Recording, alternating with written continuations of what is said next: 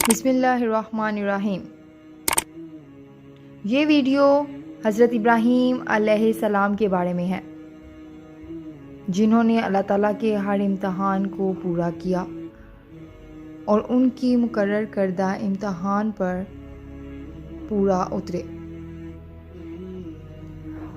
حضرت ابراہیم علیہ السلام کا ذکر قرآن شریف میں 86 جگہ آیا ہے۔ حضرت ابراہیم علیہ السلام بہت ہی بڑے نبی گزرے ہیں۔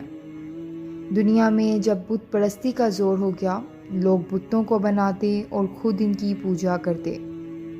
حضرت ابراہیم علیہ السلام کے والد بھی بت بناتے تھے اور بتوں کو خدا سمجھتے تھے۔ حضرت ابراہیم علیہ السلام ابھی بچے ہی تھے۔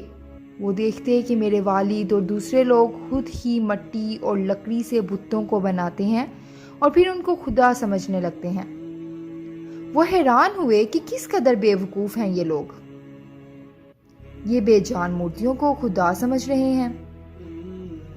حضرت ابراہیم کا بتوں کو توڑنا کیا تھا؟ حضرت ابراہیم علیہ السلام ان لوگوں سے کہتے کہ تم لوگ کیوں ان بتوں کی پوجا کرتے ہو؟ یہ تمہیں نہ کوئی نفع دے سکتے ہیں نہ نقصان۔ مگر وہ جواب دیتے کہ جو ہمارے باپ دادا کرتے ہیں وہی ہم کر رہے ہیں۔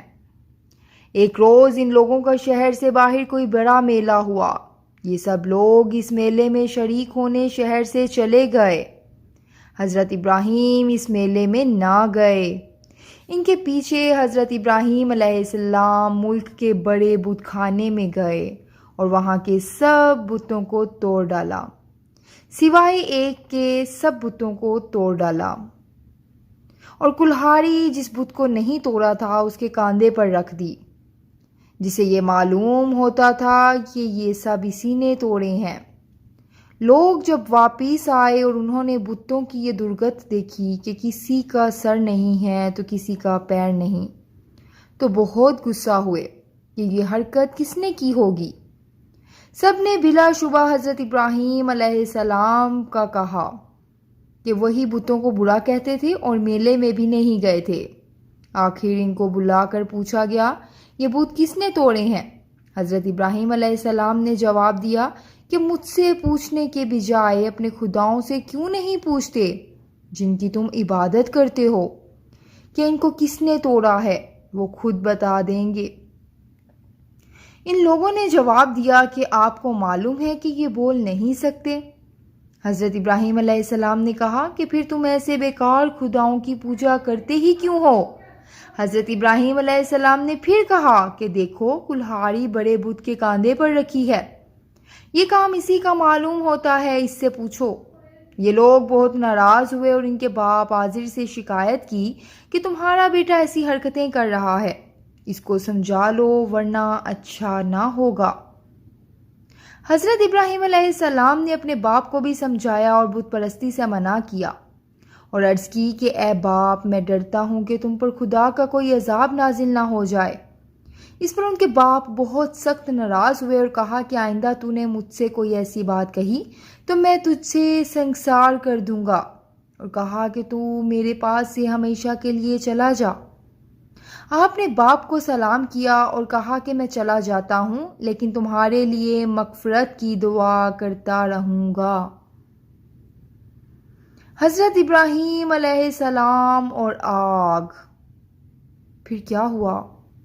وہاں کے بادشاہ نمرود کو، جو بہت ظالم اور بت پرست تھا، ان سب باتوں کا پتہ چلا کہ آذر کا بیٹا ابراہیم لوگوں کو بتوں کی پوجا سے منع کرتا ہے اور ایک خدا کی دعوت دیتا ہے، تو اس نے ان کو اپنے دربار میں بلایا اور آپ سے جھگڑنے لگے۔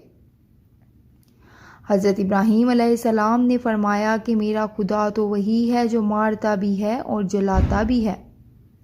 نمرود نے کہا میں بھی مار سکتا ہوں اور جلا سکتا ہوں۔ چنانچہ اس نے ایک قیدی کو جس کو سزائے موت کا حکم ہو چکا آزاد کر دیا اور ایک بے گناہ کو پکڑ کر قتل کرا دیا اور کہا کہ اب بتاؤ کہ میرے اور تمہارے خدا کے درمیان کیا فرق ہے؟ حضرت ابراہیم علیہ السلام نے کہا کہ میرا رب ہر روز سورج مشرق سے نکالتا ہے، تم اسے مغرب سے نکال دو۔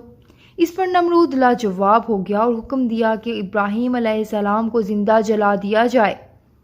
چنانچہ بہت سی لکڑیاں اکٹھی کی گئیں اور ان میں آگ لگائی گئی۔ جب آگ بہت بھڑک اٹھی اور اس کے شعلے آسمان کی خبر لانے لگے تو حضرت ابراہیم علیہ السلام کو اس میں پھینک دیا گیا، مگر وہ آگ خدا کے حکم سے ٹھنڈی ہو گئی اور آپ کو آگ سے کوئی تکلیف نہیں پہنچی۔